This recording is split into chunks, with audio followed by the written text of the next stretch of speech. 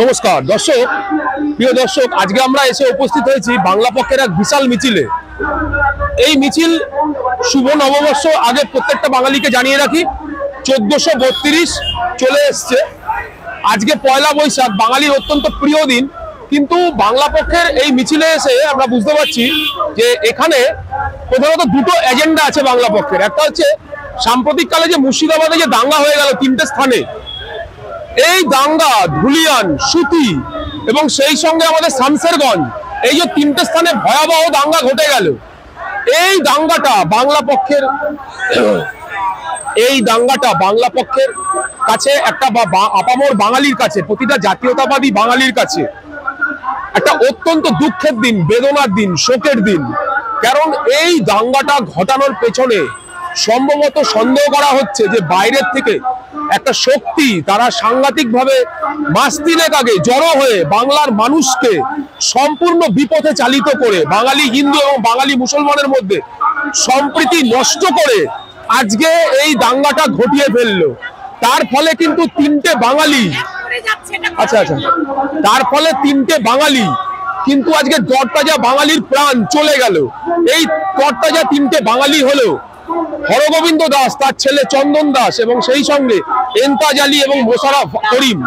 তাহলে এই যে বাঙালি চলে গেল, আজকে যারা পয়লা বৈশাখ করতে পারলো না, বাঙালি কিন্তু তাদের কাছে চিরভাবে প্রত্যন্ত চির দুঃখী এবং চির ঋণী। তারা কিন্তু প্রাণ দিয়ে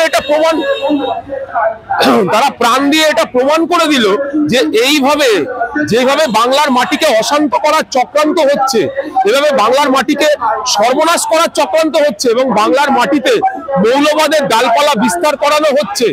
আজকে যে কারণে এই আন্দোলনটা শুরু হয়েছিল সেটা হচ্ছে একটি বিল কেন্দ্রীয় সরকার প্রবর্তন করেছিল। সেই বিলটির নাম হচ্ছে ওয়াকফ বিল। সেই ওয়াকফ বিল বিরুদ্ধে প্রতিবাদ অবশ্যই আইনসঙ্গত করতে পারে, কিন্তু সেই বিলটার প্রতিবাদ করার ক্ষেত্রে সেই বিলটাকে সামনে রেখে আমরা পশ্চিমবঙ্গ পুলিশকে সম্পূর্ণ অন্ধকারে রেখে একদল বহিরাগত সন্ত্রাসবাদী পশ্চিমবাংলার মাটিকে ব্যবহার করে নক্কারজনক ঘটনা ঘটিয়ে দিল।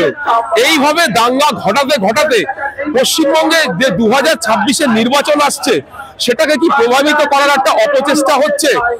এই বাংলা পক্ষের স্লোগানটা ভালো করে শুনুন। সেই স্লোগানটা হচ্ছে যে যেভাবেই এখানে হোক, মৌলবাদীর কোনো স্থান নেই। দাঙ্গাবাজির যে চামড়া সেটা গুটিয়ে নেবে বাঙালি জাতীয়তাবাদী বাঙালি। তাহলে এইভাবে যে বাঙালির সনাতন সংস্কৃতি, হিন্দু আর মুসলমানের মধ্যে যে মিল, বাঙালি হিন্দু এবং বাঙালি মুসলমানের মধ্যে যে মিল, সেটা কিন্তু চিরস্থায়ী এবং অম্লান এবং অমর।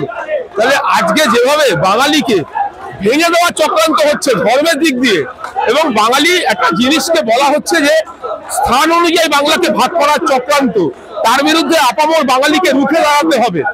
এবং সেই সঙ্গে যে বাংলা পক্ষ আমাদের যে রাজপথে যে 20,000 শিক্ষক, যোগ্য শিক্ষক চাকরি হারিয়েছে, তাদের বিরুদ্ধে বাংলা পক্ষ সমানভাবে প্রতিবাদ করে চলেছে।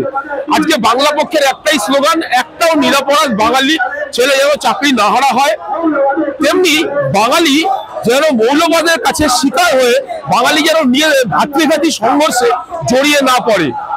বাঙালির এই ভাতৃঘাতী সংঘর্ষে জড়িয়ে পড়লে যারা বহিরাগত শক্তি, তাদের হাত চওড়া হবে।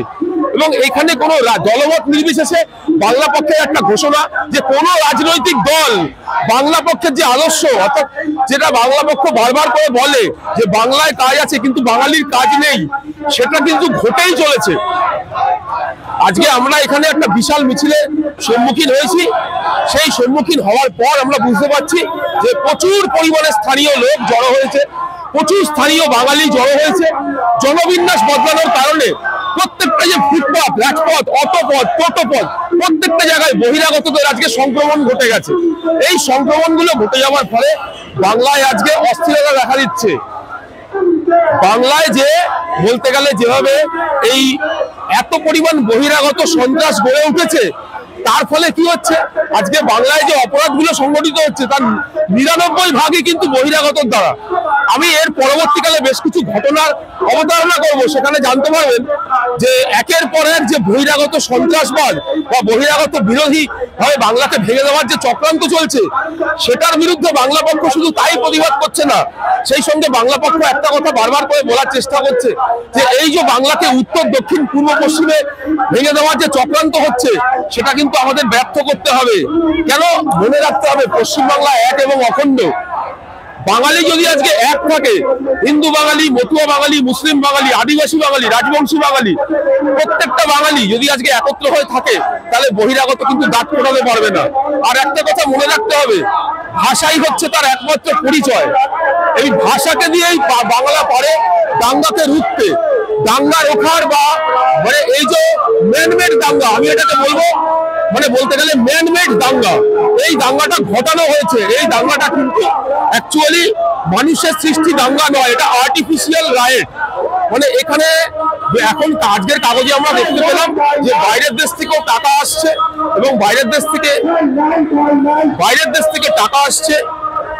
বাইরের দেশের যে মিলিশিয়া এজেন্সি বা যাকে আমরা বলতে বাইরের দেশের যে মিলিশিয়া এজেন্সি, সেগুলোকে ব্যবহার করা হচ্ছে এবং এইভাবে ব্যবহার করার ফলে বাংলার যে সম্প্রীতি, বাংলার যে অখণ্ডতা, সেটা কিন্তু নষ্ট হয়ে যাচ্ছে।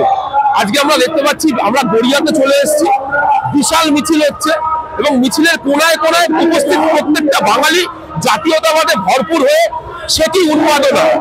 এবং আমরা পরবর্তীকালে আরো কিছু বাঙালির সাক্ষাৎকার নিয়ে নেবার জন্য আশা করবো যে কিছু বাঙালির তার বক্তব্য শোনার জন্য আমরা বক্তব্যগুলো শুনে নিই যে কেন তারা এখানে এসছে, এখানে এই মিছিলটা হওয়ার ফলে বাঙালি কি পাবে এবং এই মিছিলটা হওয়ার পর বাঙালি পরবর্তীকালে জাতীয়তাবাদী আন্দোলনের মাধ্যমে পশ্চিমবাংলায় একটা কথাই প্রমাণ করবে যে পাহাড় থেকে মোহনা বাঙালির ঠিকানা। এবং এই যে বাংলায় যে 86% বাঙালি, তার মধ্যে 83% বাঙালি শুধু বাংলায় স্বাচ্ছন্দ্য বোধ করছে, তাহলে সেখানে কেন বহিরাগতদের ঢুকিয়ে পশ্চিমবাংলাকে অস্থির করে দেওয়া হবে? আজকে যখন আমরা দেখি বড় বড় দোকানগুলো, রাস্তার যে ফুটপাতগুলো, সেখানে বাঙালি খুঁজে পাই না। তারা বাংলায় ব্যবসা করবে, বাংলায় খাবে, বাংলায় শোবে, বাংলায় যাবে, বাংলার পরিষেবা ব্যবহার করবে। তাহলে বাংলা বলতে এত লজ্জা। আজকে যদি আমরা মহারাষ্ট্রে যাই, তামিলনাড়ু যাই, কর্ণাটক যাই, সেখানে ব্যাঙ্গালোরে ডিসপ্লে বোর্ডে সেখানে কিন্তু সেখানে পর্যন্ত তারা হিন্দিকে মানে সরিয়ে দিয়ে তারা ব্যাঙ্গালোর ভাষাকে প্রধান দিয়েছে। আজকে শুনে নি, আমরা আরো এদিকে যাচ্ছি, দেখতে পাবো বাঙালির উচ্ছ্বাস এবং বাঙালির স্বতঃস্ফূর্ত প্রতিবাদ।